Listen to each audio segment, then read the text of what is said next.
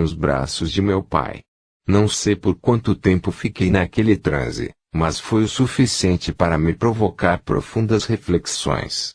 Passado algum tempo, a Tony se ergueu e me deixou ali, de joelhos, no límpido gramado das montanhas e falou: não vou pedir para que negue aquilo que se tomou. As mudanças na alma não se operam dessa forma, elas demandam tempo. Somente o tempo pode transformar o ódio, a mágoa e o desejo de vingança na mais pura manifestação do amor. Agora siga seu destino, levando consigo nossas filhas queridas que abriram mão do paraíso para ficarem ao seu lado. Por muito amarem-no, elas deixaram a confortável trilha da paz, para viverem ao teu lado os desastrosos momentos que assolarão a ilha de Poseidon em breves anos. Sun e Lua se aproximaram e mergulharam, quase em estado de reverência diante dos mestres. Meu corpo estava exausto, mas não era da luta contra Atlas, e sim do estresse emocional que vivera nos braços de meu querido pai. Talvez a força dele residisse principalmente em seu estado de espírito absolutamente harmonizado. Ele se manteve sereno diante dessa situação extrema de ver o filho chafurdado entre vós. Mesmo assim, teve uma palavra de amor e esperança para dar-me. A grandeza do amor desarma-nos. Assim sempre foi e assim sempre será, pois o amor é a chave que possui o segredo capaz de abrir todos os corações, até mesmo os mais empedernidos. Sob o olhar complacente dos mestres, despedimo-nos, de cabeças baixas, e, assim, caminhemos lentamente em direção à nossa nave.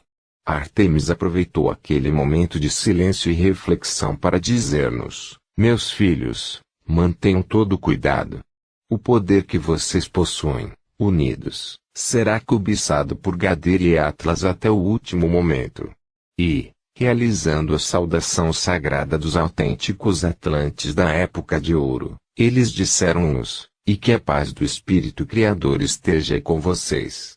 Nós compreendemos a mensagem da Grande Mãe e fizemos um sinal afirmativo com nossas cabeças. Em seguida, partimos de volta para a capital do caos, mas com nossos corações divididos entre dois mundos, o reino do ódio, da guerra e da morte contra o da paz, do amor e da sabedoria que só encontramos no caminho da luz. Relações tensas. A experiência vivida ao lado das gêmeas nas montanhas de Kandur me deixou profundamente reflexivo nos dias seguintes. Rever meus pais e a querida mentora Artemis havia mexido com meus sentimentos mais profundos. Em alguns momentos, eu me surpreendia pensativo e com os olhos úmidos. A respiração ficava opressa, e eu precisava revigorar-me com o ar puro da noite. Sun e Lua perceberam esse meu novo estado de espírito e mantiveram-se em silêncio, aguardando que eu tomasse alguma atitude. No fundo, elas desejavam que eu abandonasse tudo e voltasse para Kandur, sem as roupas negras, desligando-me daquele caminho sombrio. Mas a lógica nem sempre parece trabalhar ao nosso favor. Mesmo que tudo indicasse que essa era a decisão mais sábia, não dependia somente de uma resolução consciente. Eu sabia que voltar para o caminho da luz implicava uma decisão verdadeira e de coração. Em alguns momentos, até questionei as gêmeas se elas estariam preparadas para dedicarem-se exclusivamente ao roteiro de luz que teríamos de abraçar. Entre lágrimas, elas demonstravam os conflitos internos que também habitavam em seus corações. Durante essas reflexões, as gêmeas se aninhavam em meu peito e choravam, confusas. Elas diziam que poderiam viver de qualquer forma na vida, desde que fosse ao meu lado. Somente a distância entre nós jamais suportariam. Todo o resto elas enfrentariam com coragem e abnegação. Envoltos nesses sentimentos confusos, voltamos à rotina de festas e bebedeiras, para esquecer nossos dilemas aparentemente insolúveis. Oh, céus, como desejaria ser um camponês sem ambições que se contenta com as coisas simples da vida. Porque a amplitude da consciência nos cobra responsabilidades tão altas e difíceis de serem administradas por almas em desequilíbrio. O conhecimento sem elevação da alma é um poder sem direção. Ele leva almas nobres e atormenta aquelas ainda escravizadas às paixões humanas. Em meio às brincadeiras sempre divertidas de Arnash ou apreciando os espetáculos teatrais que só adorava, fomos nos desligando dessas perguntas para as quais não encontrávamos respostas. Eventualmente, Lua compunha um poema meditativo, que recordava nossos dilemas, colocando-nos em um estado de introspecção que chegava a beirar a depressão. Mas, em geral, ela preferia dedicar-se a descrever, com maestria, a beleza e os encantos da vida humana para jovens belos e ricos como nós, iludindo-nos com relação aos compromissos sagrados da vida imortal. Pelo menos éramos felizes nesses momentos, temporariamente felizes. E, assim, não demorou muito para nos entregarmos novamente à vilania. Esquecemos as reflexões que nos chamavam para o caminho do bem, porém guardamos no inconsciente a lição daquele dia. Era necessário mantermos-nos espertos e unidos. Sun e Lua intervinham sempre que necessário para ajudar Arnash e Ryo em suas enrascadas, estreitando ainda mais nos seus laços.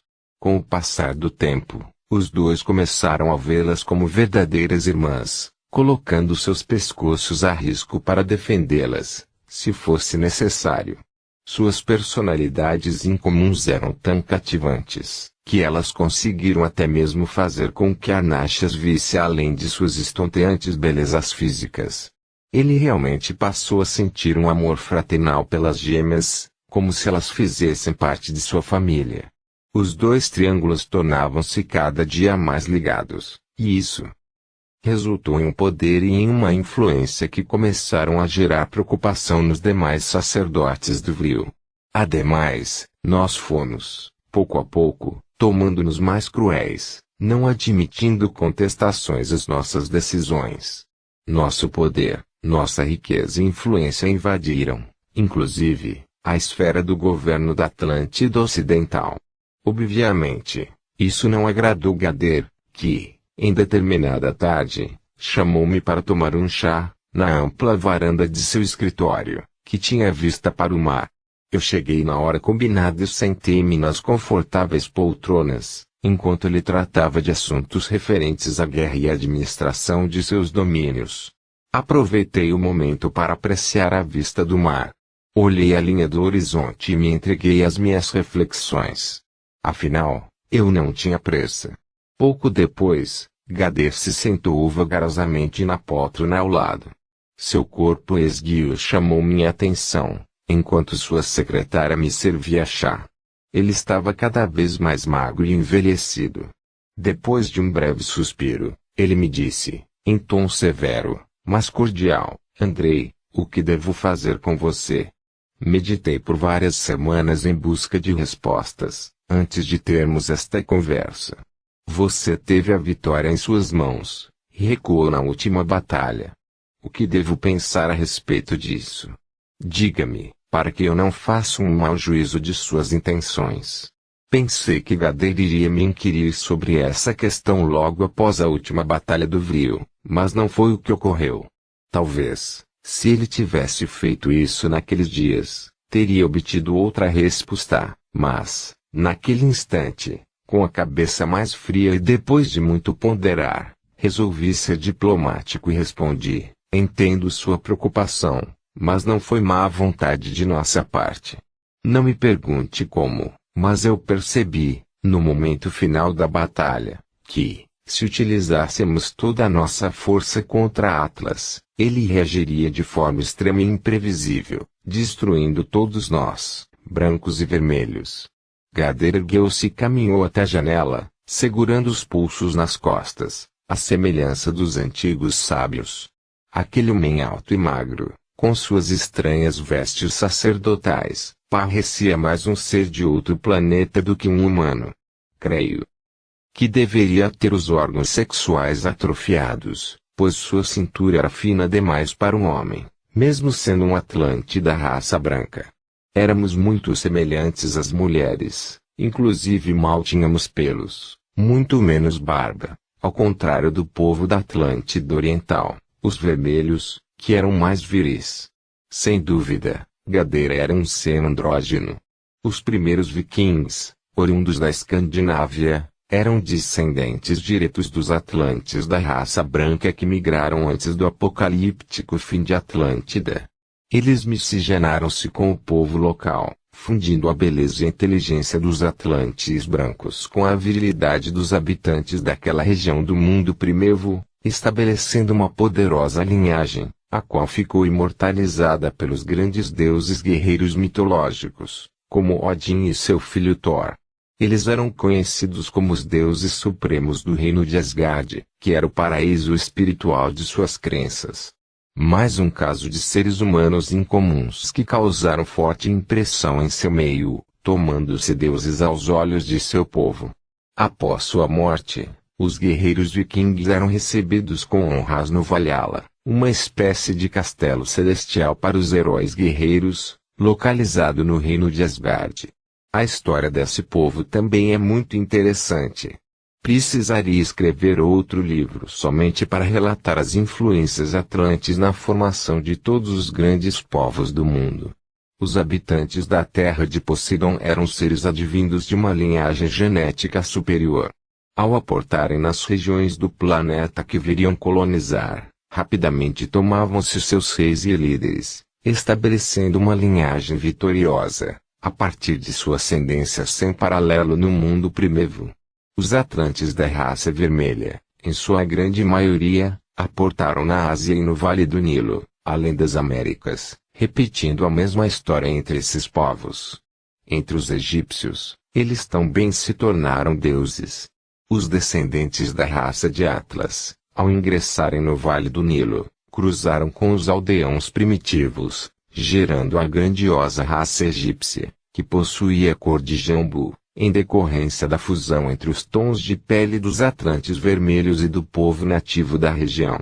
O povo negro do Alto Nilo era composto pelos núbios, descendentes apenas da linhagem do Homo sapiens, conforme nos relatam os historiadores. É comum eles se equivocarem nessa questão também. A raça egípcia dos tempos dos faraós não existe mais hoje em dia. Ao final do novo império antes de Cristo, o país foi invadido pelos assírios. Conseguiu-se uma curta independência, mas chegaram os persas, macedônios, gregos, romanos e, finalmente, os árabes. Estes últimos dominaram definitivamente a região, impondo sua civilização. Atualmente, eles se dizem descendentes do povo que erigiu as pirâmides, mas isso não é verdade, assim como os brasileiros não são descendentes dos indígenas que viviam no Brasil havia milênios. Os índios, antes do descobrimento do Brasil, também foram uma das civilizações impulsionadas pelos avançados atlantes da raça vermelha que aportaram no litoral após o cataclismo da Grande Ilha. Os egípcios, assim como os maias e os índios ancestrais, desapareceram do cenário do mundo, no transcorrer dos séculos. Hoje, restaram apenas pálidas tribos, que mal refletem o esplendor dessas civilizações. No próximo capítulo, narraremos um exemplo desses casos curiosos que viraram lenda, o da própria deusa grega Ártemis, cultuada na Grécia e que, posteriormente, encarnou como Totem entre o povo do Vale do Nilo, onde veio também a se tomar uma divindade. Gader, então, virou-se para mim e disse: não creio que ele faria algo assim, tão extremo. Atlas é muito ambicioso. Ele lutaria pela vitória e por sua própria vida. Creio que jamais agiria dessa forma. Voltando a sentar-se, ele meditou por alguns instantes, enquanto sorvia o chá, segurando uma xícara. Em seguida, perguntou-me, de forma pausada: diga-me, Andrei, por que Atlas agiria assim? Eu ergui as sobrancelhas e falei, bastante temeroso com sua reação à minha resposta: por mais de uma vez, já ouvi declarações suas a respeito disso. Em determinada ocasião, ele afirmou que, caso fosse necessário, realizaria um gesto suicida para não lhe dar a vitória. Eis o motivo por que resolvi recuar no final do combate. Se ele perceber a possibilidade de ser eliminado, agirá como um escorpião. Atlas não hesitará em matar e morrer pela causa que defende. E, olhando profundamente nos olhos do líder da raça branca, completei, procurando utilizar os recursos hipnóticos que eram tão comuns naquele período distante da história de nossa humanidade. Segundo o Atlas, você exterminará a raça vermelha, caso vença a batalha. Para impedir isso, ele prefere morrer, a dar-lhe a vitória. Logo, para vencê-lo, devemos agir com cautela. Se ele pressentir que está em seu momento extremo, tentará levá-lo junto para a terra dos imortais. Foi isso que tentei evitar na última batalha, no penhasco. Seríamos todos mortos, caso as gêmeas intensificassem sua ação. Fiz uma breve pausa, respirei fundo e, concentrando ainda mais meu poder hipnótico, olhei dentro da alma de Gadeiro e falei em um tom de voz ameno, com o objetivo de levá-lo a um transe definitivo. Você já deve ter compreendido o que digo. Sei que sua percepção é ilimitada. Eu até poderia ter lhe relatado isso após a batalha, mas eu sabia que você já havia percebido por si mesmo. Ninguém pode enganar Gadeiro, não é? Ele ficou acompanhando meus gestos com uma expressão de pouca credulidade, apesar de meu esforço. Depois de um breve silêncio, prossegui, caprichando ainda mais na entonação rítmica da voz, tão fundamental para estabelecer transes hipnóticos. Tenho acompanhado as pesquisas com o Sol Negro e mudei minhas convicções. Creio que a guerra não se decidirá somente nas batalhas do Vril, como você, sabiamente, já afirmou em outras oportunidades. É uma questão de tempo para dominarmos recursos bélicos inacessíveis à raça vermelha. Então, Atlas não terá mais como resistir. Os vermelhos não possuem vocação para o estudo científico. Essa é uma vantagem que devemos explorar. E, com uma falsa empolgação, completei, Gadeiro, nossa raça é devotada à ciência por natureza. Vamos utilizar esse recurso refinado para vencer a guerra. Ana. Liz isso calmamente e, sem sombra de dúvida, você vai perceber que é o melhor meio de vencermos. O sinistro líder da raça branca pareceu concordar, e arrematei. Vou empenhar-me nas pesquisas com o Sol Negro. Enquanto isso, enfraqueceremos os exércitos de Atlas com as bombas magnéticas e as demais armas convencionais que já desenvolvemos. Estamos juntos nessa luta. Gadeiro concordou, animado, e, depois, dispensou-me com um sorriso amistoso. Tive a impressão de tê-lo convencido. E, assim, a partir daquele dia, começamos a utilizar cada vez mais nossos recursos tecnológicos para enfraquecer o inimigo. As batalhas do Vril cessaram, e isso era muito bom. Seria difícil disfarçarmos nosso potencial mais uma vez. A raça vermelha não era dada à pesquisa tecnológica da mesma maneira que nós, fato que facilitou nosso avanço. Muitas mortes do Exército Vermelho ocorriam até que Atlas dominasse tecnologia semelhante à que obtínhamos rapidamente.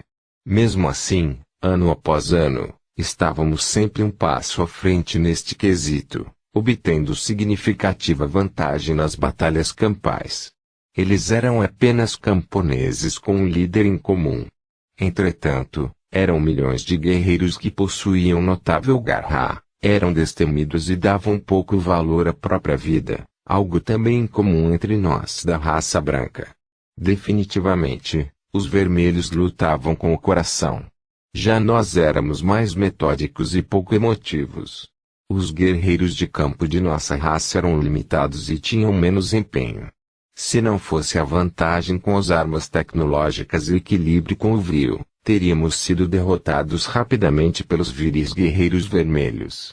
Em certos momentos das intermináveis batalhas, ficávamos estarrecidos ao ver aquelas criaturas rústicas lutando de forma selvagem, empunhando, algumas vezes, apenas tacapes primitivos ou singelos arcos e flechas. Às vezes, para derrubar um vermelho, necessitávamos descarregar as armas naquela raça, que era dura na queda e morria gargalhando, somente para mostrar-nos que não temia a grande viagem para o mundo invisível. Somente um líder em comum como Atlas poderia incutir em seu exército tal sentimento de coragem e honra. Por diversas vezes, tivemos que abandonar os campos de batalha para exilar os ataques suicidas dos vermelhos. Eles se jogavam sobre a plataforma de nossas naves, urrando como animais selvagens. Impressionados por presenciarmos tal garra, erguíamos a mão e, com um gesto, desintegrávamos os guerreiros com o poderoso vril. Porém, era impossível não reconhecer o valor daqueles valentes homens. Com um olhar respeitoso, ajeitávamos de forma elegante nossas capas escarlates e abandonávamos o campo de batalha em nossas velozes naves, deixando, lá embaixo, a carnificina correndo solta. No entanto, a maior vítima desse confronto bélico que durou décadas foi o ecossistema do planeta, a cada ano mais debilitado pelas explosões sistemáticas que foram dizimando o fluido cósmico universal. O vril agonizava a olhos vistos, causando a redução de nosso poder com o quinto elemento. Por um lado, isso era bom. Os poderosos no reino de Poseidon tomavam-se cada vez mais raros, e fazíamos parte desse seleto grupo. Aqueles que perdiam seus poderes perdiam também todas as regalias dentro de nossa sociedade e eram encaminhados para as fileiras de combate homem a homem, condição a que eu jamais me submeteria. Atlas, então, começou a resguardar-se em seus domínios, onde a natureza era mais exuberante e dava-lhe um poder incomum, permitindo um novo campo de ação ainda nunca experimentado, a utilização do vril à distância. E ele realmente levou isso a efeito, no ano seguinte, quando Gadeir caiu enfermo em meio a um banquete. Parecia magia, já que nosso líder era protegido por dezenas de seguranças. E realmente era. Lembro-me bem desse fato. Era uma noite chuvosa, que nos reservaria fortes emoções.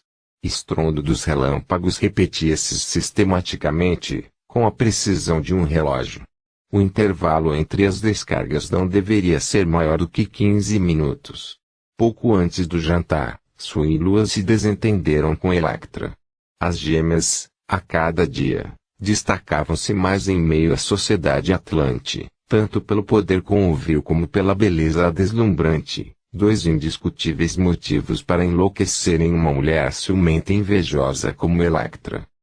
Guaianás era uma bebida traiçoeira, e Electra já havia abusado. Depois de tomar vários copos, terminou externando todo o seu despeito com relação às gêmeas, no momento em que se cruzaram pelos amplos corredores que conduziam ao salão principal onde seria realizado o banquete.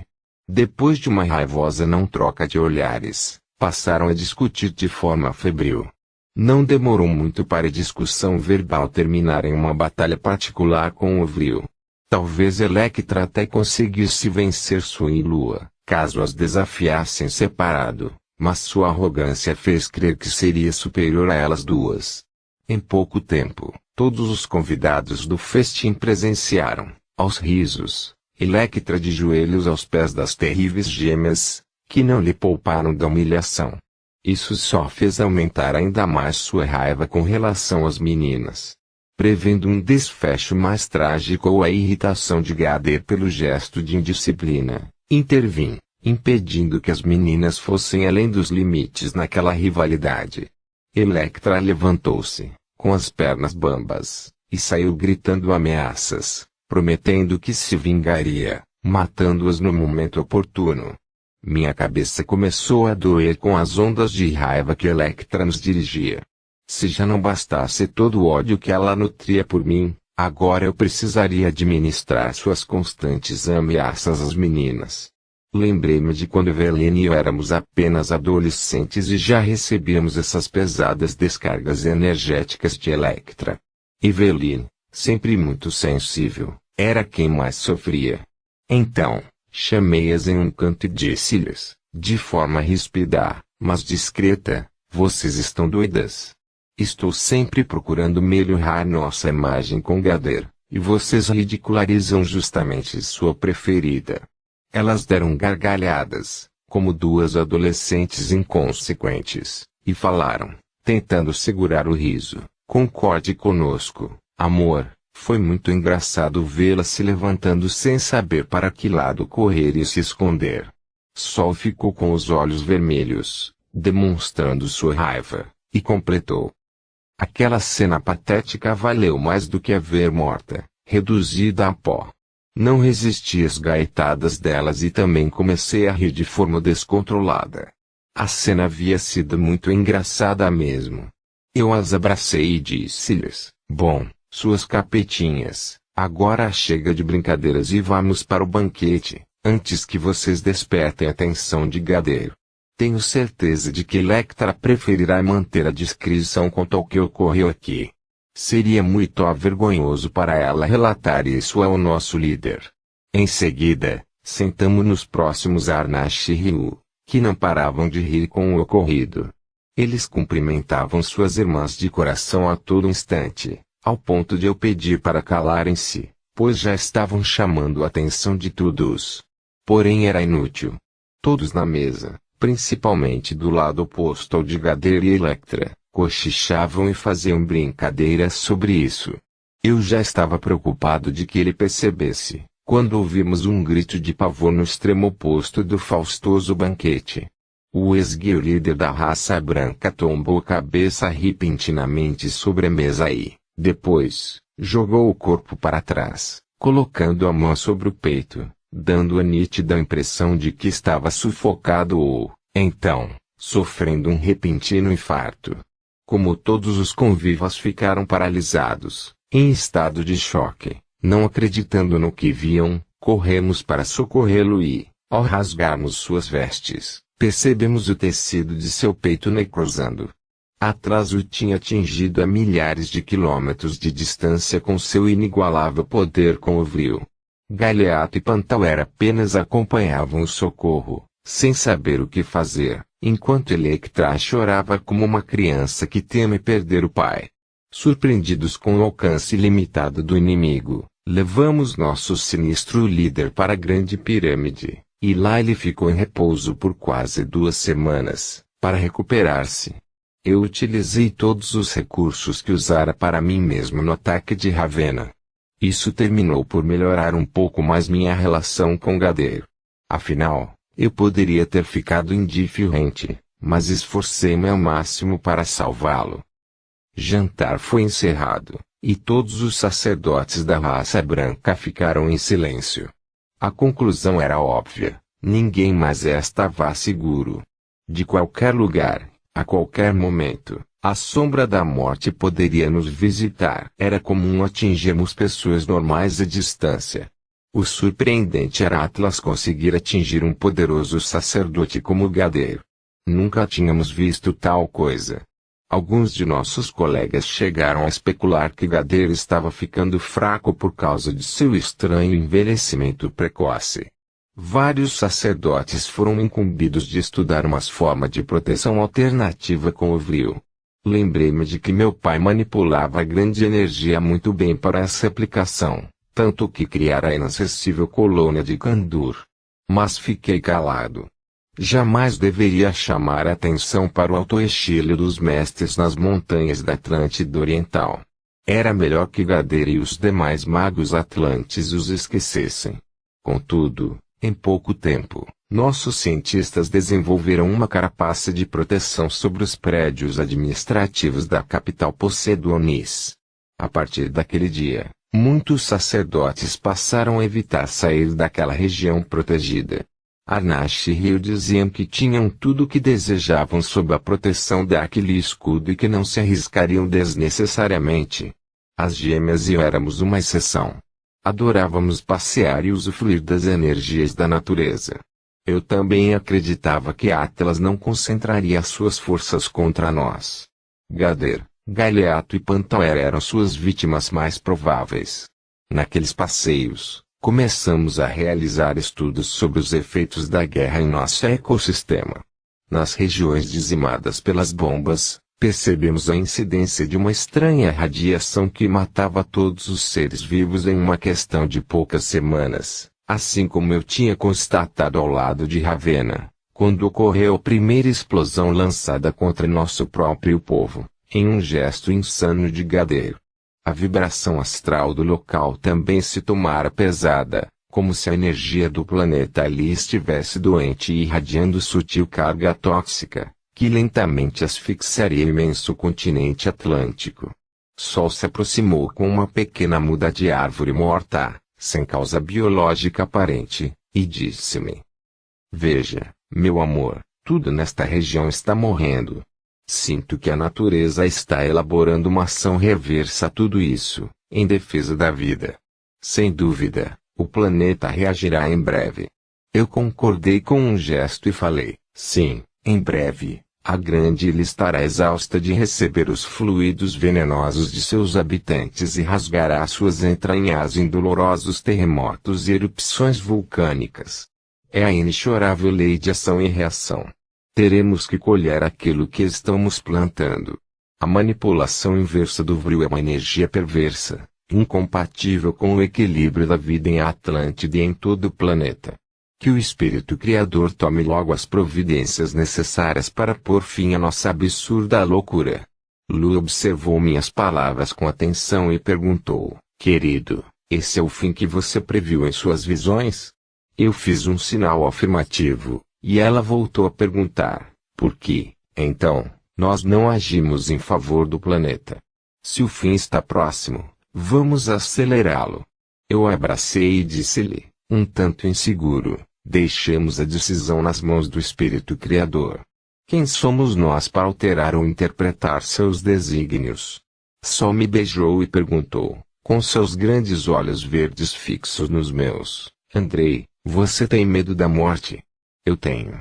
Eu acariciei o rosto da sensível loirinha e respondi: quem não tem, minha querida?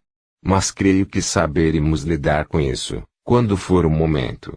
Não vamos nos preocupar com algo que ainda está longe de acontecer. Vamos viver o momento, deixando os acontecimentos nas mãos da Grande Mãe, a Criadora da vida. E, olhando para o céu, segurando nas mãos um pequeno e dócil animal silvestre agonizante, concluí: sinto que ainda viveremos longos anos nesta terra e veremos sua decadência, lentamente, passo a passo. Que o Espírito Criador permita-nos perceber qual é o nosso papel no desfecho trágico da grandiosa terra de Poseidon que se avizinha, a olhos vistos. Nasce o Míteu, a deusa Artemis, mais 25 anos se passaram neste mesmo cenário. Pouca coisa havia mudado. Atlantes de ambas as raças morriam a centenas, diariamente, na insana batalha racial. Mas, ao mesmo tempo, ocorriam cada vez mais nascimentos. As novas gerações, provindas de espíritos exilados de cá e lá, corrompiam os valores sagrados e eram pouco dedicadas ao estudo e ao progresso. As camadas sociais mais baixas dedicavam-se, rotineiramente, a festas e orgias, sem nenhum cuidado, levando as mulheres, quase sempre embriagadas, a terem vários filhos bastardos, sem controle nenhum.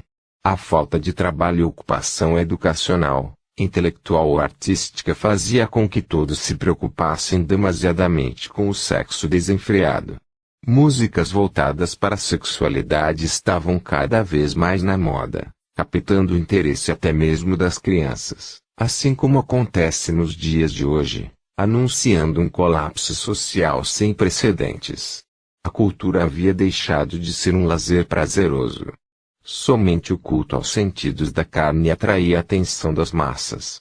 A sociedade desorganizara-se definitivamente em toda a Atlântida. Cada um viria para si, procurando atender somente seus interesses mesquinhos. Crimes hediondos eram cometidos, sem controle, tudo em busca do prazer extremo. Não existia um conjunto de serviços e leis que garantisse a segurança da coletividade. A única estrutura organizada era o exército.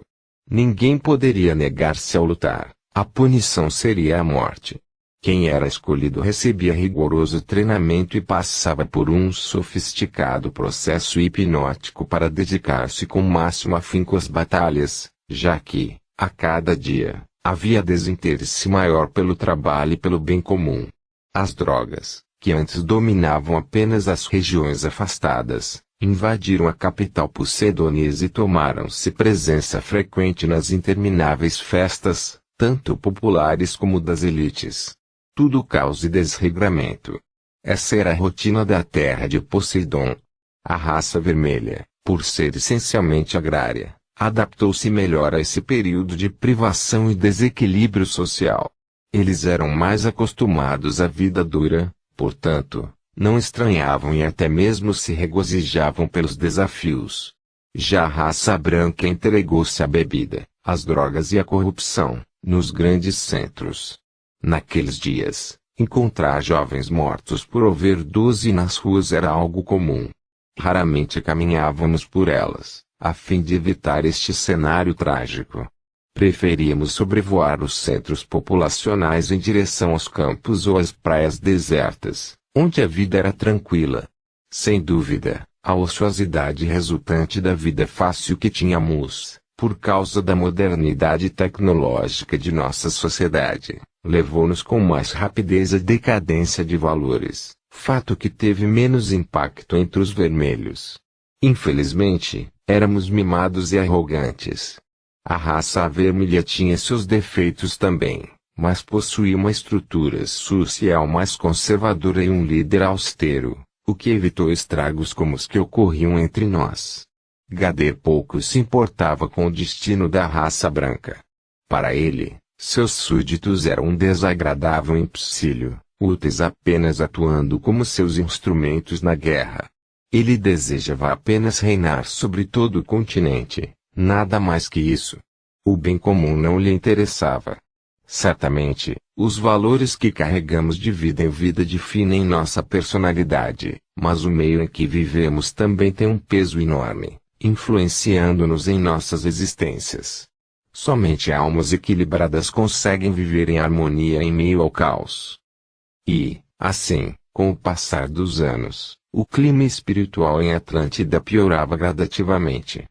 O índice de crimes crescia diariamente, o amor e o espírito de fraternidade foram sendo cada vez mais esquecidos, para serem substituídos pelo orgulho, pelo egoísmo e pela vaidade. As gêmeas, Arnache, Rio e eu continuávamos exatamente iguais. Simplesmente, não envelhecíamos, graças às câmaras de rejuvenescimento da Grande Pirâmide. As gêmeas estavam com 50 anos de idade, e pareciam belas jovens de 20. E eu já havia ultrapassado os 75 anos e aparentava pouco mais que elas. Arnache também se mantinha jovial e cheio de energia. Ele se alegrava muito com isso. Todos os dias, olhava-se no espelho e dizia para si mesmo, indiferente à tragédia social que nosso povo vivia: meu velho, você está cada dia mais jovem e belo. E, em todos esses anos, ele jamais parara de seduzir as mais lindas jovens que desabrochavam como belas flores, a cada primavera. Sua distração favorita era ficar observando as filhas das mulheres que o tinham encantado no passado e esperá-las chegar à idade adequada. Depois, era só seduzi-las com sua habilidade incomum, desenvolvida e aprimorada por décadas. Suas mães tentavam evitar que isso acontecesse, mais por despeito de terem sido rejeitadas do que por um desejo de protegê-las. Na verdade, algumas até invejavam suas próprias filhas, pois desejavam, de forma febril, estar no lugar das jovens. Esse era o atual padrão espiritual dos habitantes da grande ilha. Talvez nossa aparente juventude eterna, semelhante à dos atlantes da época de ouro, causasse ainda mais fascinação nas pessoas comuns. Nossa simples presença causava espanto e admiração, intensificada por nossa estonteante beleza e nossos tatus de sacerdotes do Rio. Arnache e as meninas se aproveitavam disso, causando suspense, na medida em que escondiam o rosto com capuzes elegantes, presos às suas capas escarlates. Eles privavam os comuns de os verem. Permitiam a eles apenas rápidos momentos de proximidade. Enfeitiçavam com um olhar hipnótico e, depois, simplesmente desapareciam misteriosamente, deixando aquelas pobres pessoas instáveis e inseguras, sob completo estado de admiração e paixão. Sim, caro leitor, é verdade, comportávamos-nos como verdadeiros vampiros. Alguns fãs mais intensos perdiam o sono, não comiam e choravam de saudades por pessoas que nem mesmo conheciam. Os mais extremos davam cabo da própria vida, vitimados por uma fascinação inexplicável, isso se não morressem de tristeza ou fome, em decorrência do misterioso encantamento.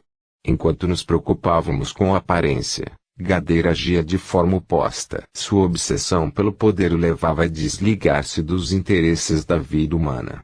Ele vestia uma túnica negra, com um capuz que cobria parcialmente sua cabeça. Ao contrário de nós, ele desejava esconder seu aspecto repulsivo. Acreditávamos, naqueles dias, que, debaixo daquela túnica larga, existia apenas pele e osso. O aspecto anoréxico de seu rosto causava-nos espanto. Como alguém que tinha tanto poder com o vril poderia definhar daquele modo? Algum tempo depois, descobrimos o motivo. Seu sentimento contínuo de ódio, os perigosos rituais de magia negra, os contatos com entidades espirituais das profundezas do astral da Terra, hoje em dia conhecidas como dragões, e o perigoso manuseio da energia inversa do vril aceleraram o processo de degeneração celular de seu organismo. Bem que, naquela época, ele já beirava os 100 anos, mas, para os Atlantes da Era de Ouro, nessa idade ainda se vivia com plena saúde e vitalidade. Meus pais, por exemplo, tinham idade superior à de Gadeira e prosseguiam firmes no trabalho de preparar o grupo que partiria para o mundo primitivo da Terra. Os cabelos de Atonis, Christie, Nasser e Artemis já estavam grisalhos, mas suas peles não tinham uma ruga sequer, e a vitalidade era a mesma da juventude. A sintonia com o amor opera milagres, atraindo fluidos energéticos salutares, ao contrário das ondas do mal, que causam diversas doenças. Esse era o caso de Electra, que já tinha adoecido diversas vezes, inclusive de câncer no fígado, em 2 ocasiões. Só escapou da morte por causa da avançada tecnologia de cura da Grande Pirâmide. A inveja é um sentimento que desencadeia toxinas astrais diretamente no fígado do corpo físico. Electra estava um caco. Parecia ter 200 anos, assim como Gadeira. Lembrava muito aquelas bruxas medievais que vemos em filmes. Naqueles dias, a diferença dimensional entre o mundo primitivo e Atlântida praticamente deixara de existir. Os navegadores que se aventuravam pelas proximidades da grande ilha avistavam-na com facilidade e ancoravam em suas praias, procurando explorar aquelas novas terras. Alguns até mesmo chegavam com avidez de enriquecerem com os tesouros daquela gigantesca ilha misteriosa. Nosso imenso país foi considerado uma ilha apenas, pela pouca percepção dos habitantes do mundo primitivo, que não tinham ideia de sua vastidão. Atlântida nunca fora uma ilha, ao contrário, sempre foi um imenso continente. Era muito maior que a Grã-Bretanha, por exemplo. Esta, sim, uma ilha, em comparação com a terra de Poseidon. E, quando eles descobriram a beleza fascinante do oricalco, suas visitas tornaram-se ainda mais constantes. Pobres dessas criaturas que acreditavam encontrar nativos ingênuos e prontos para serem explorados. Atlas fez muitos prisioneiros, os quais utilizava na guerra ou em experiências para alcançar-nos cientificamente. Como estávamos praticamente na mesma dimensão, de forma definitiva, ele percebeu que tinha uma nova massa humana para jogar nos matadouros dos campos de batalha. Para contrapor-se à nossa tecnologia, ele criava verdadeiros escudos humanos, pois precisava de mais e mais guerreiros para segurar os avanços de nossas tropas. Lembro-me do dia em que Rio entrou em uma das salas de estudo da Grande Pirâmide e disse-nos, assombrado, vocês não vão acreditar no que está acontecendo na praia. Um barco do mundo primitivo ancorou, e seus tripulantes desembarcaram faz menos de 1 hora. Eles estão conversando com os populares curiosos. Que cena insólita! Eu olhei para ele, surpreso, e disse para as gêmeas, que trabalhavam ao meu lado, Vamos, meus amores. Temos que ver isso de perto. Ao chegarmos à praia, logo avistamos o aglomerado de pessoas em torno daqueles seres primitivos, e notei que a diferença entre nós e eles praticamente já não existia. Lembrei-me de minha primeira viagem ao mundo primevo, na adolescência, e percebi como havíamos descido ao nível vibracional deles. Naquela época, éramos como seres diáfanos, luminosos, em comparação com o homem descendente dos primatas, da espécie Homo sapiens. Agora, mal se percebia essa diferença, a não ser por nossa alta estatura e pela elegância dos traços, muito mais refinados do que os deles. O mais interessante foi o comportamento dos visitantes. Apesar de sermos maiores e aparentemente mais fortes, eles tentavam nos iludir, como se fôssemos seres estúpidos, assim como fez o homem branco com os indígenas, na colonização do Brasil. De forma maliciosa, tentaram nos assustar com suas lendas ridículas e falavam de forma como se fôssemos retardados, supersticiosos ou tolos. Galeato e Pantauer se cansaram, então, daquele teatro ridículo apresentado por nossos visitantes e apenas ergueram as mãos.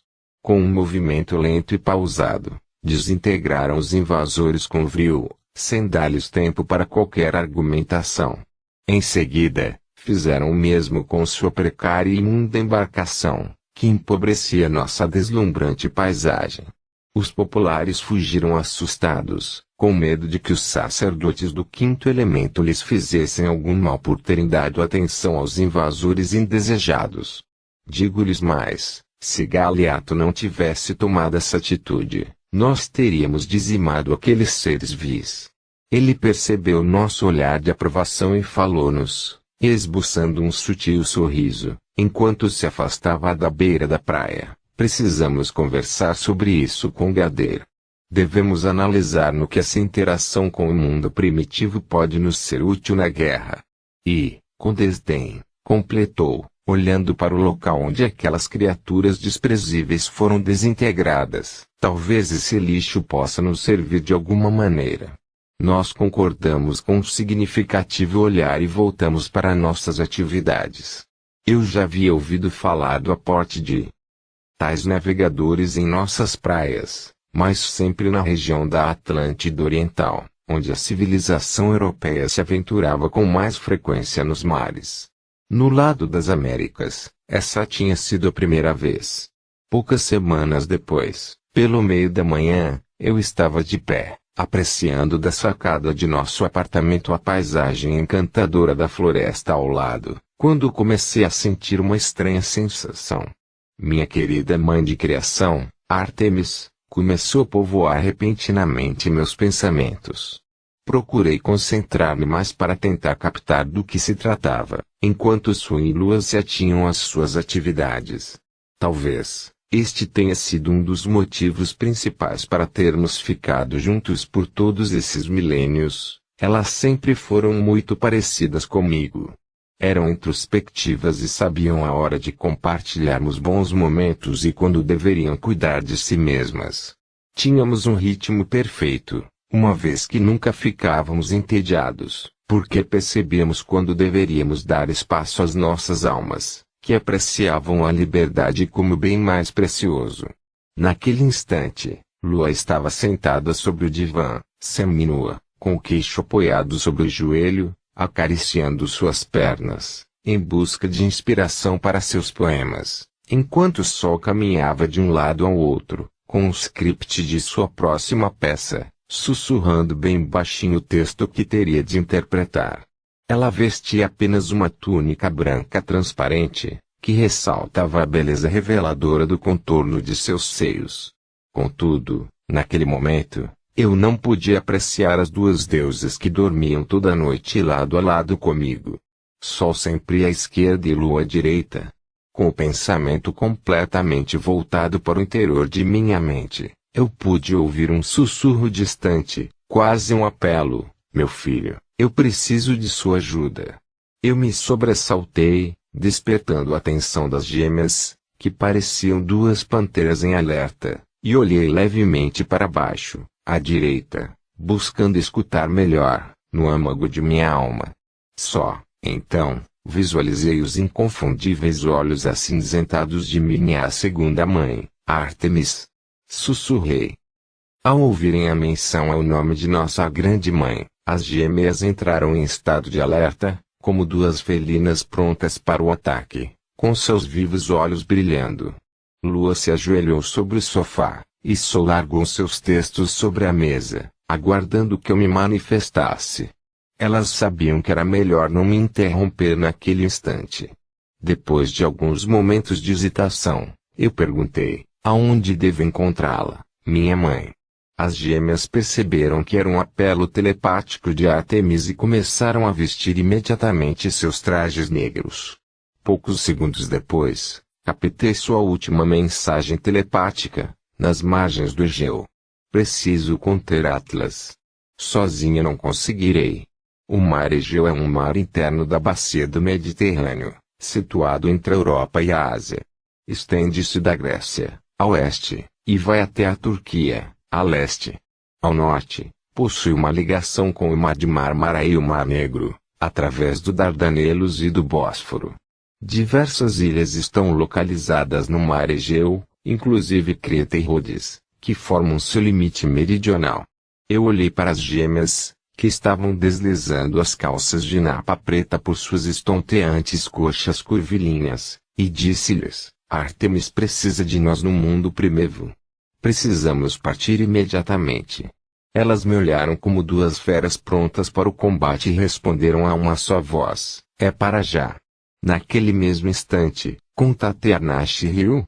E, em menos de 30 minutos, nós 5 estávamos partindo em uma rápida nave supersônica. A velocidade que podíamos atingir naqueles dias era bem menor, já que a atmosfera de Atlântida havia se tornado muito densa, quase igual à do mundo primevo. Se acelerássemos além do limite, poderíamos rachar ao meio a nave ou causar uma tragédia. Os portais entre as dimensões nem eram mais necessários. Adentrávamos e saímos do mundo primevo sem notar diferença significativa com relação à faixa vibracional de Atlântida. Hoje em dia, fico abismado quando lembro que, na época do Antigo Egito, levávamos 2 ou 3 semanas para descer o Nilo de barco, sendo que, naquele tempo ainda mais remoto, cruzávamos distâncias imensamente maiores em poucos minutos. Mesmo nos dias de hoje, a humanidade não atingiu um grau de mobilidade física semelhante ao dos tempos áureos de Atlântida. Poucos instantes depois, reduzimos a aceleração e, lá de cima, presenciamos o problema que afligia Ártemis. Na atual Grécia, às margens do Egeu, o exército de Atlas estava invadindo a região, com o objetivo de anexar os povos do mundo primevo, para utilizá-los em sua luta contra Gadeiro.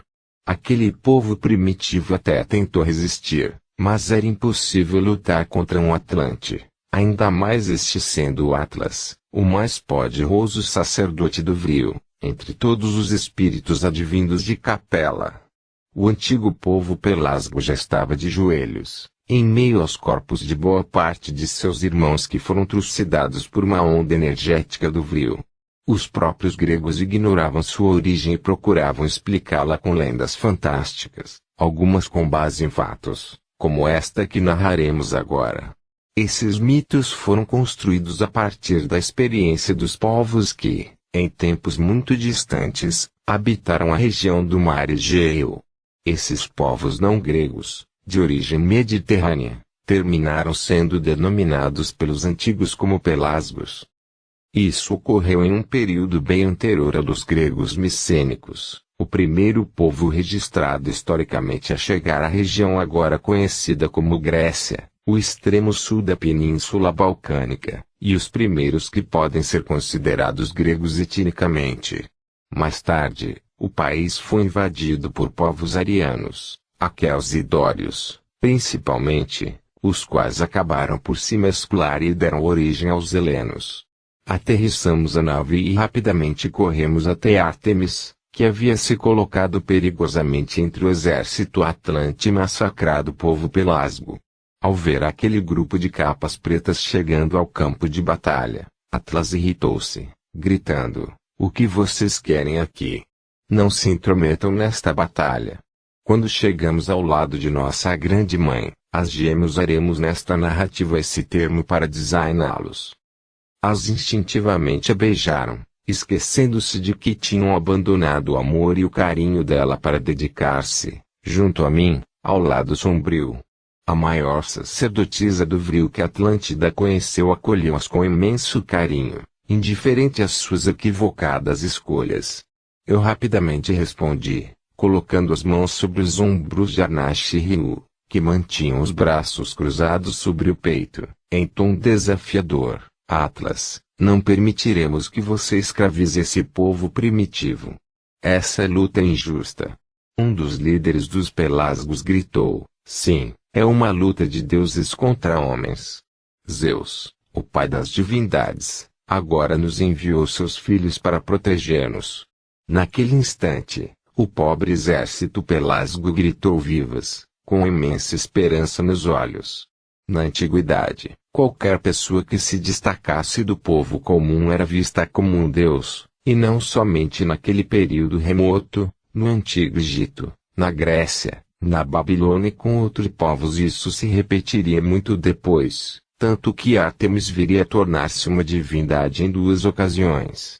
Primeiro, naquele momento, como Ártemis, e, depois, em sua encarnação como Thoth, tornando-se, posteriormente, o deus egípcio da escrita e da sabedoria que foi adotado também pelos gregos em sua personificação como Hermes, que ficou conhecido como Mercúrio pelos romanos. Os romanos acreditavam que Mercúrio era filho de Júpiter e Maia, filha de Atlas, mais uma das diversas confusões que ocorreram com o passar dos séculos. Maia era irmã de Gader. A filha de Atlas era a iluminada Alcione, que terá importante papel em nossa narrativa. Assim, um mesmo espírito grandioso ocupou dois postos no panteão grego, Ártemis e Hermes. Esse fato ocorreu da mesma forma entre os santos da Igreja cristã. João Evangelista e Francisco de Assis são o mesmo espírito, que se tomou duas vezes santo. Isso é algo muito comum, porque espíritos excessos geralmente tornam marcantes suas existências. Atlas, igualmente, tornar-se uma divindade para esses povos, tanto que as águas além do portal de Hércules seriam chamadas de Mar de Atlas e ficariam conhecidas futuramente como Oceano Atlântico, em referência a essa personalidade marcante da história de nossa humanidade. Quando Atlas tentou anexar esses territórios para fortalecer seus exércitos, os antigos gregos, assustados, chamaram a terra de Poseidon de Atlântida, que significava terra de Atlas. As estátuas do que erigiram a ele no futuro o retratavam como um gigante, carregando o mundo nas costas. Essa demonstração de respeito e temor refletia bem a forma como esses povos da dimensão primeiro viam. Grandes homens e grandes mulheres, na antiguidade, terminavam tomando-se deuses e deusas aos olhos do povo simples. O rei da Atlântida Oriental se aproximou e disse, com os dentes cerrados de raiva: "Andrei, você sabe que preciso dessa gente para manter a Guerra Atlântica equilibrada. Os avanços tecnológicos de vocês também são uma vantagem injusta." Atlas estava certo. Nós utilizávamos recursos que tomavam a luta desigual. Como eu poderia questioná-lo a esse respeito? Ártemis, então, falou serenamente: "Atlas, meu irmão, esse povo não faz parte de nosso mundo. Deixe-os fora de nossos problemas. Já os temos em grande quantidade em nossa terra. Permita que eles sigam suas vidas, lutando suas batalhas, em um mundo que lhes é apropriado." "Mundo apropriado?" questionou Atlas. "Ártemis, você ainda não percebeu que não há mais diferenças entre nós e eles?" A sábia sacerdotisa do Vril retrucou: "Sim, percebi, mas ainda continuamos muito superiores a eles. Temos poder sobre o Vril, inteligência mais desenvolvida e recursos tecnológicos que os deixam indefesos. Mesmo que você não utilize o quinto elemento, Somente seu armamento e a força superior de seu exército de gigantes serão suficientes para vencer com larga vantagem. Atlas caminhou de um lado ao outro e, demonstrando irritação, completou, com sua voz potente: não vou permitir que Gader vença. Eu preciso anexar esses exércitos do mundo primevo. É o único recurso que tenho para evitar o domínio absoluto daquele demônio. A balança do Vril está cada vez mais pendendo para o lado da raça branca.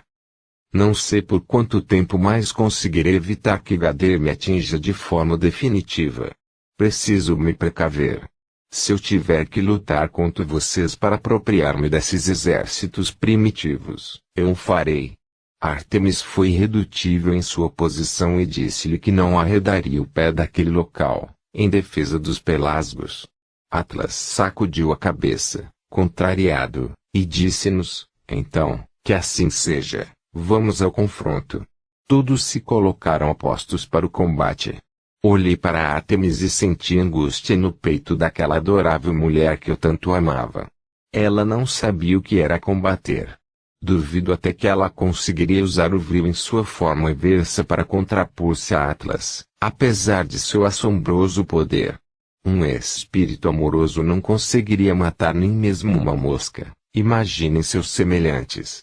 Senti seu estado febril, seu desconforto por ter de enfrentar aquela situação. Atlas, indiferente, virou-se e começou a caminhar em direção ao seu exército para comandar a batalha.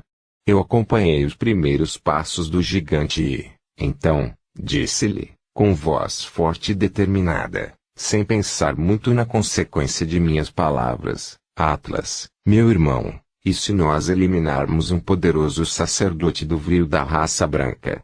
Isso seria suficiente para você deixar em paz esses povos indefesos.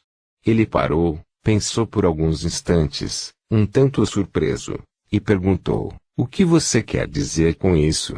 Sem titubear, respondi: dentro de 2 semanas eliminarei um sacerdote da raça branca.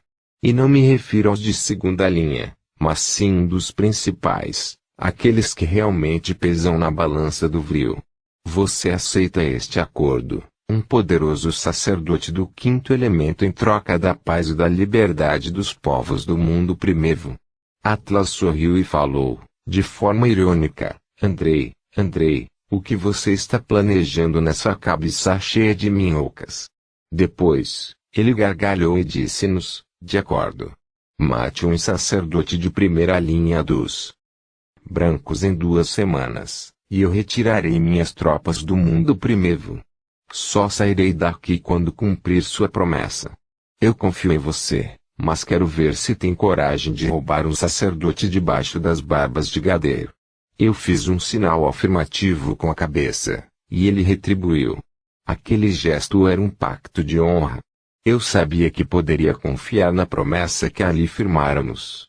Em seguida, ele retornou para o acampamento provisório que havia montado nas praias do Mar Egeu, gritando comandos militares aos seus homens, para evacuar o campo de batalha.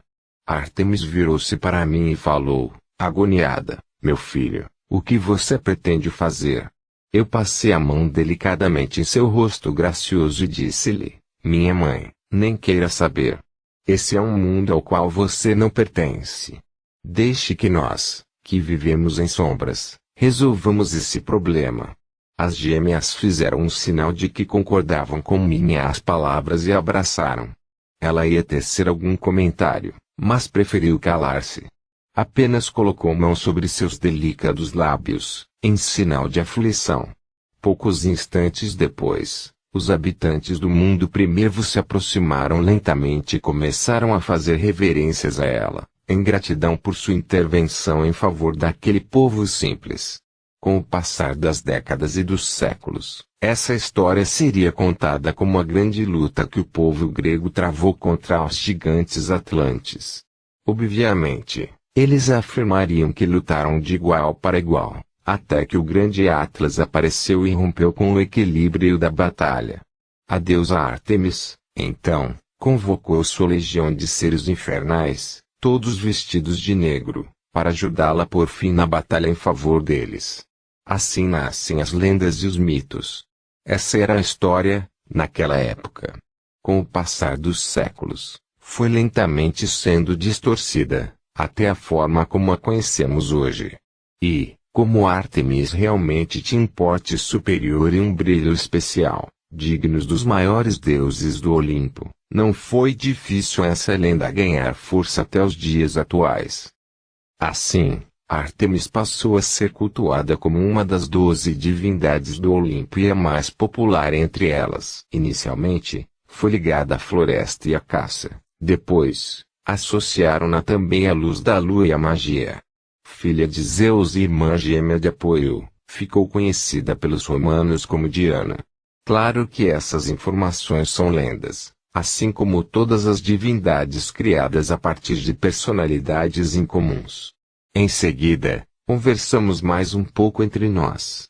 A saudade era muito grande, e desejávamos usufruir um pouco mais da companhia de nossa querida mãe. Eu percebi que Arnash e Rio não estavam entediados, apesar de estarem no mundo primitivo da Terra. Estavam se divertindo muito com aquela gente pequenina, tanto que passou a realizar danças tribais para comemorar a vitória. Os chefes dos povoados da região nos convidaram para participar da festa comemorativa. Tentamos declinar, mas não foi possível.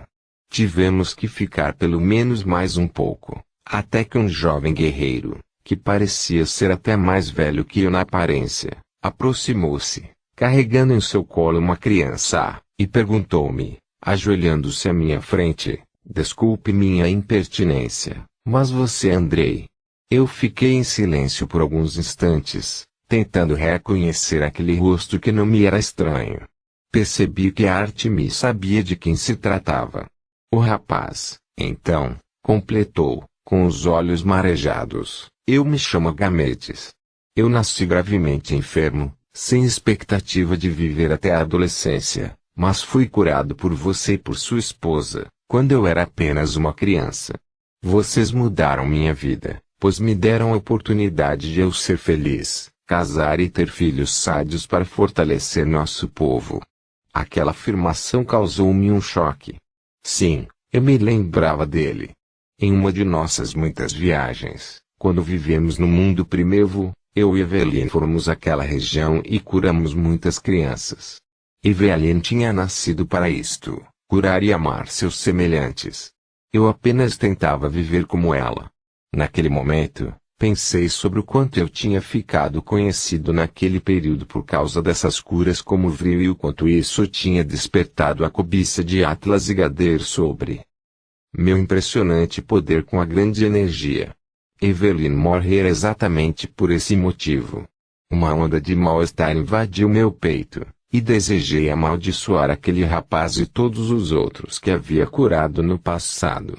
Senti vontade de matá-lo, bem como também a seu filho, para aplacar meu ódio. Porém, contive-me, em decorrência da expressão de eterna gratidão em seu rosto e também pela presença de Ártemis ao meu lado. Minha vida já era suja demais para demonstrá-la na frente de minha querida mãe. Por isso, apenas respondi, com voz reticente: "Não, não sou Andrei, mas o conheci, tanto ele quanto sua esposa. Eram criaturas especiais, principalmente ela. Eu também os admirava muito." Agamedes não se convenceu com minha resposta, achando que eu estava negando apenas por modéstia, e colocou seu filho em meus braços, dizendo: "Por favor, segure um pouco, ser divino. Quero que meu filho seja abençoado como eu fui." Aquela atitude me enervou ainda mais. Entretanto, o olhar mágico da criança me desarmou. Era um menino doce, sereno e tranquilo. Seus cabelos, com longos cachos dourados, e seus grandes olhos claros me hipnotizaram por alguns instantes. O sorriso infantil, ingênuo e sem maldade trouxe-me um pouco de paz interior. Eu imaginava que aquela criança ainda nem falava, mas eis que, de repente, perguntou-me, com voz infantil: "Por que você usa essa capa negra?" Completamente desarmado diante daquela situação insólita, eu apenas respondi, com amargura na voz: "Porque esta é a cor de minha alma." Reunião das trevas era em torno de 4 horas da madrugada. Despertei serenamente, com a suave e aconchegante respiração de sol em meu rosto. Ela estava dormindo de lado, abraçada ao meu ombro e com o rosto aninhado entre meus cabelos. Eu me virei devagar para o lado direito da cama e encontrei-la escrevendo sobre os joelhos, como sempre. Ela sorriu. Então, perguntei, mais um belo poema de amor de minha bela feiticeira? Ela concordou com uma expressão feliz e me espiou com o canto do olho, de forma travessa, esperando que eu pedisse para ela recitá-lo. Foi o que fiz, mas ela negou, sussurrando, de forma carinhosa, para não acordar a irmã: ainda não está pronto, amor. E o poema de nossas vidas? Assim que concluir, lerei para você e para Sol. Eu concordei com um gesto sincero e não insisti. Eu sabia como ela levava a sério a arte de expressar seus sentimentos por palavras. Segurei, então, sua mão e fiquei beijando delicadamente suas unhas pintadas de vermelho. Ela sorriu e falou, com uma expressão radiante: assim não consigo me concentrar no texto. Converse comigo, pois estou sem sono, protestei. Ela, então, colocou o texto sobre a mesa e deitou em meu peito, dizendo: está bem, fale, querido. Eu pensei por alguns instantes e disse-lhe, com um tom preocupado: estou sem sono por causa da reunião que Gader marcou para amanhã. Ele quer que ocorra em seus aposentos, e isso não é comum. Ele sempre realiza as reuniões no salão da mesa oval, no prédio do governo. Eu suspeito de qual seja o motivo disso. Lu ajeitou os longos cabelos negros e ficou me olhando, à espera de uma resposta. Sem demora, prossegui. Alguns anos depois de que me tornei mago das sombras, Gader pediu-me para que eu construísse um espelho de cristal para realizar contatos com o mundo espiritual. A atenta morena fez um gesto afirmativo e disse-me: sei. Quando éramos crianças, você fez um no mundo primevo para acompanharmos os acontecimentos de lá. Lembra? Eu sacudi a cabeça de forma afirmativa e prossegui: sim, mas aquele era rústico. Para Gader fiz um tão elaborado como o que existia na Grande Pirâmide. Na época, até perguntei se ele não preferia que reformássemos aquele, mas ele insistiu para que fosse construído nos subterrâneos de seus aposentos, que ficam nos 2 primeiros andares deste prédio. Eu meditei um pouco e prossegui: pois bem, creio que nosso líder está sintonizado com alguma entidade sombria do astral inferior da Terra. Certamente que sim, pois ele não usaria o espelho e nem conseguiria conectar-se com espíritos de luz por intermédio dele. Basta ver o estado em que ele se encontra para perceber que está sendo vampirizado por forças ocultas, as quais está vendendo sua alma. Lua se sentou na cama, entrelaçando suas pernas nas minhas, e ficou me ouvindo com total atenção, com os olhos arregalados, enquanto eu prosseguia. E o pior é que acredito que ele esteja chamando todos os sacerdotes para fazerem o mesmo pacto com as trevas. No mínimo, é alguma exigência desse ser sombrio. Lu abraçou as próprias pernas e apoiou o rosto nos joelhos, enquanto perguntava-me, assustada: e o que faremos para evitar isso, meu amor? Eu pensei por alguns instantes e respondi: ainda não sei, mas certamente não faremos esse pacto sinistro. Isso significaria nos submetermos a eles quando partirmos deste mundo para a pátria espiritual. Não sairei da glória que vivemos em Atlântida para tornar-me um escravo de seres primitivos. Viemos de um mundo superior, na estrela de Capela, jamais me submeterei a um espírito inferior a mim. Ela concordou com um gesto sereno e ficou pensativa. Depois me perguntou: e quanto ao sacerdote do Vril que mataremos para Atlas? Você já pensou em alguém? Galeato? Pantauer? Quem? Eu me sentei na cama também preocupado com aquele outro problema e respondi, depois de um longo suspiro: ainda não. E você está louco em pensar que eu escolheria justamente seus maiores conselheiros? Isso seria o mesmo que assinar nossa sentença de morte. Lua deu de ombros e falou: Também não adianta escolher aqueles que são inexpressivos. Atlas não aceitará um sacerdote de segunda linha. Eu a beijei e disse-lhe: eu sei, meu amor, eu sei. Não se preocupe, logo nós encontraremos uma solução. Eu, então, puxei-a para meu peito e beijei seus sensuais lábios carnudos, fazendo-a estremecer da cabeça aos pés. Os doces gemidos da irmã despertaram Sol, que disse: vocês iam me deixar de fora, dormindo, hein? Lua sorriu e falou-me: veja só, Andrei, para isso ela desperta rapidinho, mesmo durante a madrugada, mas, para debater conosco sobre os problemas que temos de resolver, ela nem se preocupa, faz-se de sonâmbula. Beliscou a irmã e disse: confio em meus amores. Sei que vocês tomarão as melhores decisões. Em seguida, ela ajeitou os cabelos para trás da nuca e beijou meu pescoço, levando-me ao êxtase. E, mais uma vez, naquela noite, o céu se fez na terra para minha alma torturada, com o amor intenso e verdadeiro que somente as gêmeas poderiam me oferecer. Apesar das trevas em que vivia, eu não estava só. Tinha ao meu lado duas mulheres inesquecíveis que me apoiariam incondicionalmente, tudo em nome do amor, que nos manteria unidos, no futuro, por milênios. Um dia o homem comum compreenderá que traz em si uma bagagem milenar, ainda inacessível à sua consciência pouco ampla. Perceberá que sua personalidade não foi forjada apenas a partir de suas experiências da infância ou da vida intrauterina, como relatam os estudiosos da psicologia humana. Somos seres eternos, de idade milenar, com milhares de experiências existenciais que refletem diretamente em nossa atual personalidade. Conheça-te, caro leitor, e muitos de teus problemas serão solucionados. No dia seguinte, vestimos nossos trajes sagrados e caminhamos para os aposentos de Gader, no horário estipulado. Arnash e eu já estavam lá, ansiosos. Eu me surpreendi e perguntei: que milagre é esse? Vocês aqui, de pé, tão cedo? Arnash respondeu, esfregando as mãos, demonstrando muita ansiedade: reunião nos aposentos de Gader, isso eu não poderia perder nem mesmo poderia me atrasar. Ontem até dormimos cedo para estarmos bem dispostos. Eu abracei os dois e disse-lhes: sim, também estou muito curioso sobre isso. Pouco depois, o corpulento e sinistro Pantauer surgiu do nada, repentinamente, e nos convidou a descermos as escadarias que levavam ao subsolo. Apesar de termos falado pouco sobre ele, era tão maquiavélico quanto Galeato.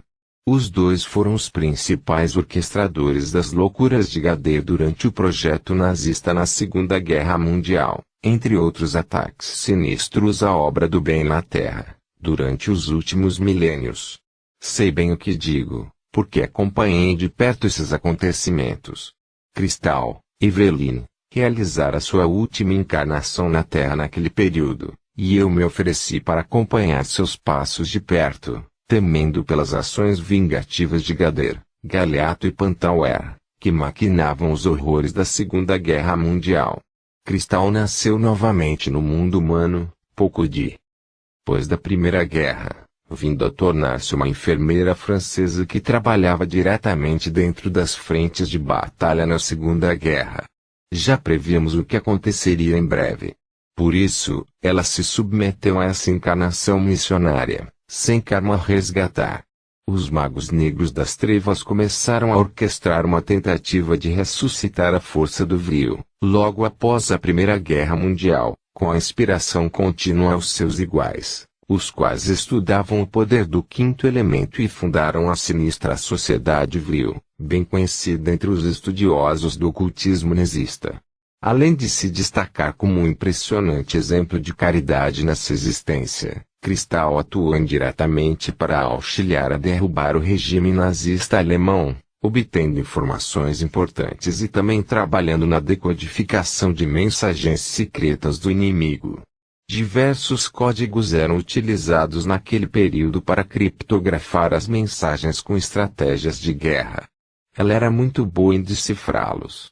Cristal também era excelente conselheira dos líderes dos exércitos aliados. Mesmo exercendo a discreta função de enfermeira, com seu carisma, seu elevado caráter e sua coragem, terminou ganhando respeitabilidade entre as frentes de combate ao inimigo sombrio. Sua palavra gentil e carinhosa, porém impregnada de bom senso e autoridade, era sempre ouvida com especial atenção, mesmo por soldados rudes, que a tinham na conta de uma santa encarnada em meio àquele ambiente de dor e sofrimento. Ela representava para eles algo como uma Joana d'Arc moderna, mesmo sem jamais ter pegado em armas.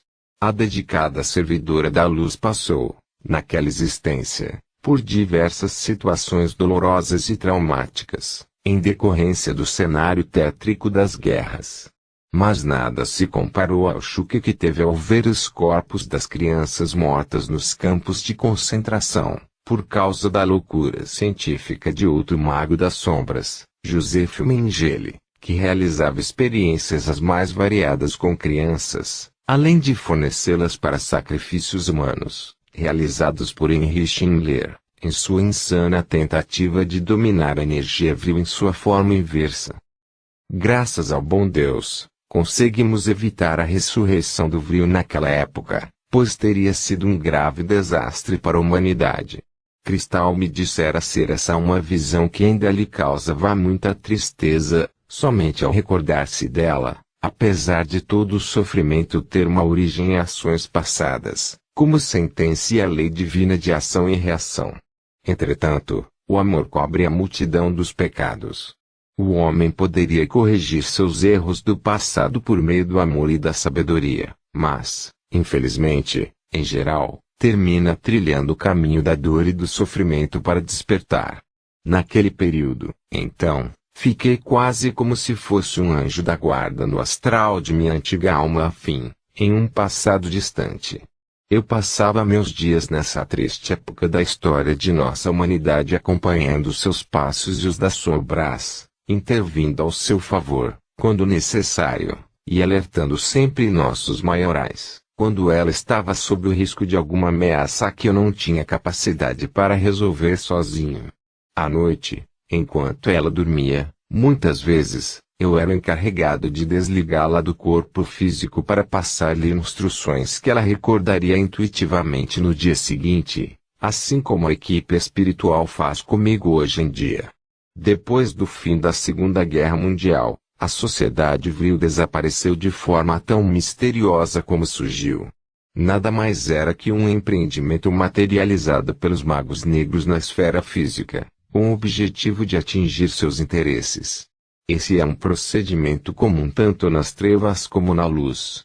Um exemplo disso é o surgimento da Sociedade dos Essênios, na época de Jesus. Esse grupo desapareceu misteriosamente, após realizar a tarefa de auxiliar o Mestre dos Mestres na preparação para a execução de sua sagrada missão. Mas voltemos à nossa narrativa sobre Atlântida. Os tristes fatos da Segunda Guerra Mundial são o tema para outro livro.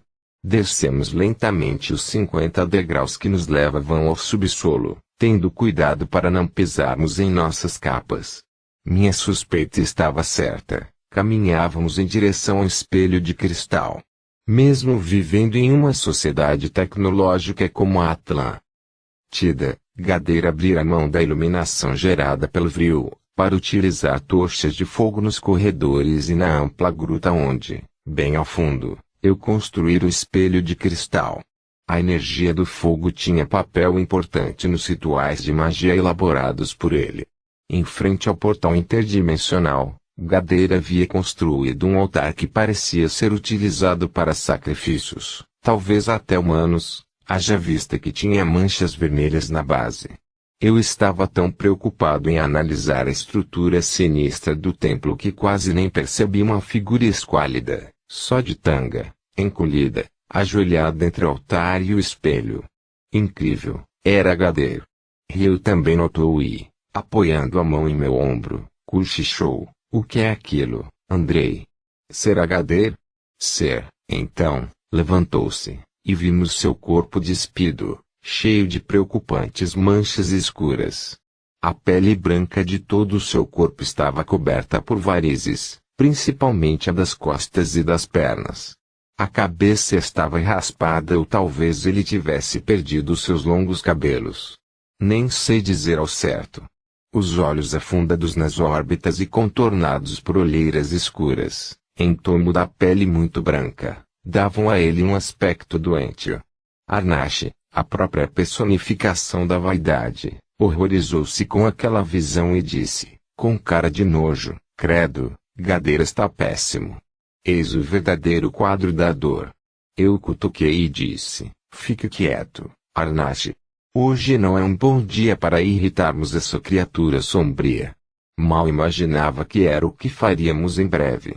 Sol, então, apontou para o altar, e observamos, espantados, sobre ele, dentro de um círculo mágico, os símbolos de todos os sacerdotes do vril da raça branca.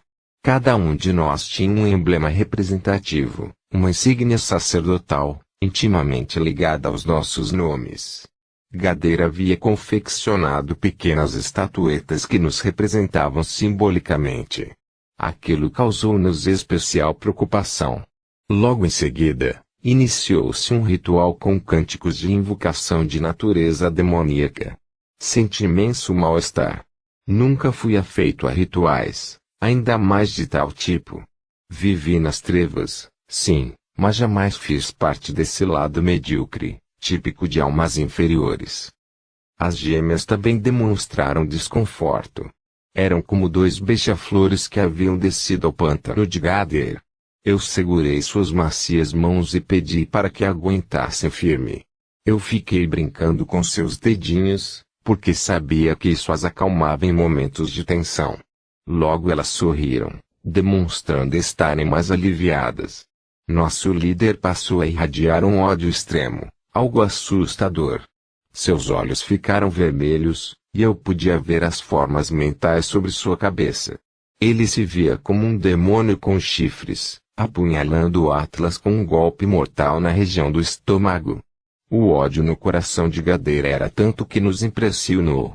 Caso não tivesse ampla consciência, corria o risco de virar um ovoide no plano astral. Todo o poder está na mente, absolutamente nela. Tanto o bem dirigido como o mal possuem forças inimagináveis. Os espíritos primários, que se aprisionam em sentimentos negativos por longo tempo, perdem o contato com a realidade ao seu redor, levando-os ao ponto de deformarem sua forma perispiritual, tomando-se bolas negras de formato indefinido. Ficam nesse estado, aprisionados ao ódio que sentem, por longo tempo, até que são libertados desse autoflagelo por trabalhado reis do bem, os quais realizam procedimentos para desligá-los dessa enigmática auto-hipnose. Se Gadeira fosse um espírito comum e se ficasse naquele estado por demasiado tempo, sem dúvida poderia assumir a forma perispiritual ovoide. Mas ele sabia das coisas, era mais razão que emoção. Assim, jamais se escravizaria ao ódio ao ponto de bloquear os demais sentidos. Ainda mais que sua obsessão maior era o poder, e não o ódio gratuito a Atlas. Ele desejava apenas remover aquele empecilho que o impedia de concretizar seu maior desejo, o poder supremo. Depois de uns 20 minutos naquela cantilena cansativa, o espelho de cristal começou a ficar opaco. Eu conheci aquele processo. Em breve, abrir-se-ia um portal de comunicação entre os dois mundos. E foi o que aconteceu. Não muito tempo depois, surgiu na tela um grande rosto, com face animalizada, sem pelos, nada de cabelos ou sobrancelhas. Os olhos eram vermelhos e demonstravam superioridade. Os dentes estavam escuros e tinham manchas vermelhas, dando a impressão de que o ser havia se alimentado de carnes cruas. Gadeira ajoelhou-se, e eu sussurrei para os amigos, mas o que é isso, meu Deus? O grande Gadeira se ajoelhando para uma criatura abominável do mundo oculto. Não tínhamos ideia de quem era aquela entidade, porém 1000 perguntas surgiram em nossas mentes. Quem era aquele ser? Que poderes ele teria? Qual sua origem? Por que alguém tão poderoso como Gadeira submeter-se a ele? Certamente, ele não deveria ser pouca coisa no astral inferior da Terra, porém meu ego e minha arrogância não permitiriam, de forma nenhuma, que eu me sujeitasse a ele. Normalmente, Gader também não agiria assim.